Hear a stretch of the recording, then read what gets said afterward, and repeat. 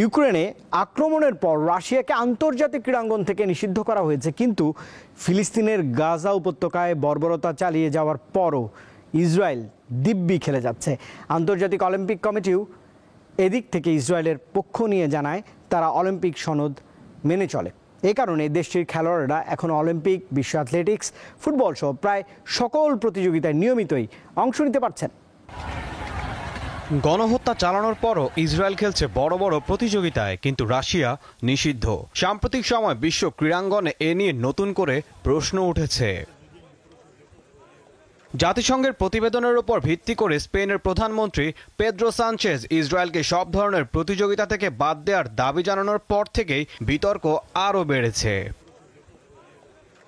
তবে আন্তর্জাতিক অলিম্পিক কমিটির দাবি ইসরায়েল অলিম্পিক সনদ মেনে চলে, যা আইওসি ও প্রতিটি দেশের জাতীয় অলিম্পিক কমিটির কার্যক্রম পরিচালনার নিয়মাবলী। সনদের ২৮ নম্বর অনুচ্ছেদ অনুযায়ী প্রতিটি জাতীয় অলিম্পিক কমিটি শুধু আন্তর্জাতিকভাবে স্বীকৃত সীমান্তের ভেতরেই কর্তৃত্ব চালাতে পারবে। ইসরায়েল ২০২৩ সালের অক্টোবরে গাজায় নতুন করে হামলা চালানোর পরও তাদের অলিম্পিক কমিটি কখনো ফিলিস্তিনের ক্রীড়া ফেডারেশনকে নিজেদের অধীনে দাবি করেননি।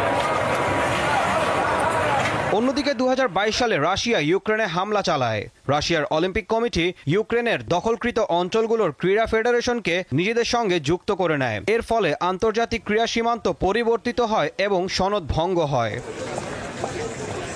ইউক্রেন আক্রমণের ৪ দিন পর আইওসি ঘোষণা দেয় রাশিয়া ও তাদের মিত্র বেলারুশকে কোনো প্রতিযোগিতায় অংশ নিতে দেয়া হবে না, যদিও দেশ দুটির খেলোয়াড়রা জাতীয় পতাকা, সঙ্গীত ও প্রতীক বাদ দিয়ে নিরপেক্ষ পতাকা ব্যবহার করে খেলে যাচ্ছেন। একই পদ্ধতিতে ২০২৬ শীতকালীন অলিম্পিকে তাদের খেলার অনুমতি দিয়েছে আইওসি। রাশিয়াকে নিষিদ্ধ করার ক্ষেত্রে যুক্তরাষ্ট্র যে কলকাঠি নেড়েছে তা তো নিশ্চিত। যুক্তরাষ্ট্রের নেতৃত্বাধীন আন্তর্জাতিক সম্প্রদায়ের বড় একটি অংশ রাশিয়ার ওপর কঠোর রাজনৈতিক ও অর্থনৈতিক নিষেধাজ্ঞা আরোপ করেছিল। গাজায় বর্বরতা চালানোর কারণে ইসরায়েল বিশ্বজুড়ে সমালোচিত হলেও আইওসি বলছে আন্তর্জাতিক ক্রীড়াঙ্গনে তারা কোনো নিয়ম ভঙ্গ করেনি। এছাড়াও ইসরায়েলকে বাদ দেয়া হলে সেটা বিপজ্জনক উদাহরণ হবে। ঈশান হাসান, দীপ্ত স্পোর্টস।